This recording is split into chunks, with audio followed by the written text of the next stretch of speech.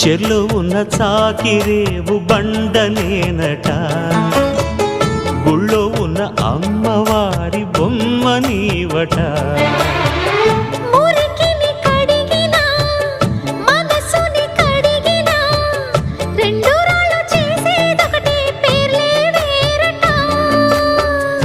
అవునో కాదో తెలియదు కానీ నువ్వు చెబుతుంటే అవునంట. మరి అంతలోనే గుండమూతి సంగతేంటట? నాకు తెలుసా మంచి చెడ్డ, నువ్వు చెబితే నేర్చుకుంటా. నిన్ను నమ్మినా అంతా నీ దయా.